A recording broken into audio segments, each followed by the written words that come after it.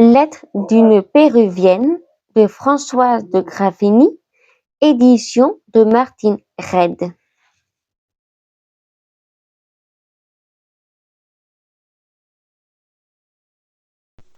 Lettre 20.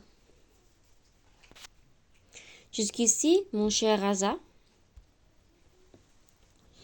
tout occupé des peines de mon cœur, je ne t'ai point parlé de celles de mon esprit. Cependant, elles ne sont guère moins cruelles. J'en éprouve une d'un genre inconnu parmi nous, et que le génie inconséquent de cette nation pouvait seul inventer. Le gouvernement de cet empire entièrement opposé à celui du tien ne peut manquer d'être défectueux. Au lieu que le Kappa-Inca est obligé de pourvoir à la subsistance de ses peuples, en Europe, les souverains ne tirent la leur que des travaux de leurs sujets. Aussi, les crimes et les malheurs viennent-ils presque tous des besoins mal satisfaits? Les malheurs des nobles, en général, naissent des difficultés qu'ils trouvent à concilier leur magnificence apparente avec leur misère réelle. Le commun des hommes ne soutient son état que par ce qu'on appelle commerce ou industrie. La mauvaise foi est le moindre des crimes qui en résultent. Une partie du peuple est obligée, pour vivre, de s'en rapporter à l'humanité des autres. Elle est si bornée qu'à peine ces malheureux ont-ils suffisamment pour s'y empêcher de mourir. Sans avoir de l'or, il est impossible d'acquérir une portion de cette terre que la nature a donnée à tous les hommes. Sans posséder ce qu'on appelle du bien, il est impossible d'avoir de l'or.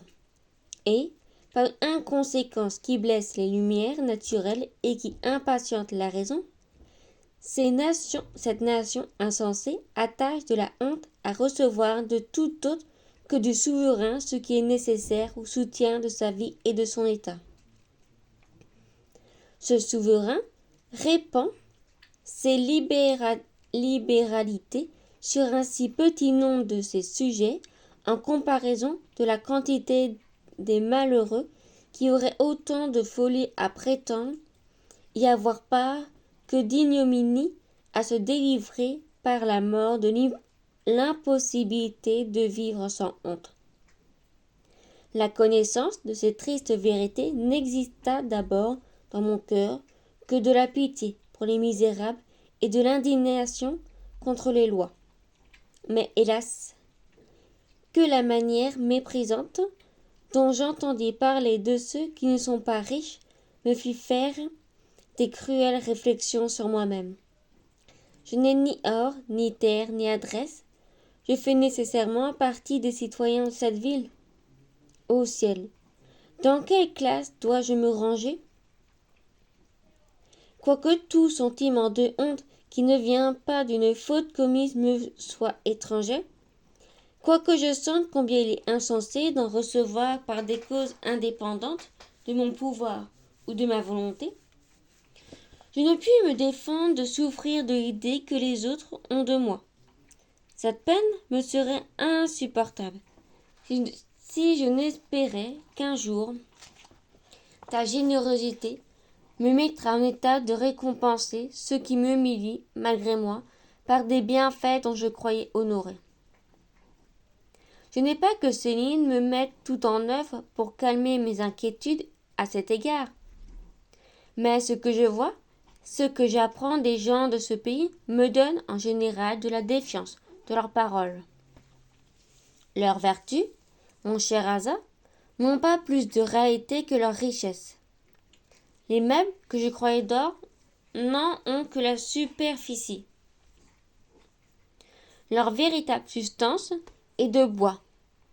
De même, ce qu'il appelle politesse a tous les dehors de la vertu et cache légèrement leurs défauts. Mais, avec un peu d'attention, on en découvre aussi aisément l'artifice que celui de leur fausse richesse. Je dois une partie de ces connaissances à une sorte d'écriture que l'on appelle livre. Quoique je trouve encore beaucoup de difficultés à comprendre ce qu'ils contiennent, ils me sont fort utiles. J'en tire des notions. Céline m'explique ce qu'elle en sait, et j'en compose des idées que je crois justes. Quelques-uns de ces livres apprennent ce que les hommes ont fait, et d'autres ce qu'ils ont pensé.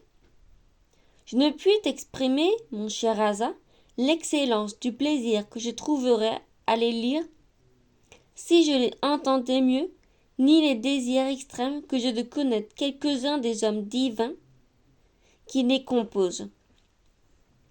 Puisqu'ils sont à l'âme ce que le soleil est à la terre, je trouverai avec eux toutes les lumières, tous les secours dont j'ai besoin, mais je ne vois nul espoir d'avoir jamais cette satisfaction.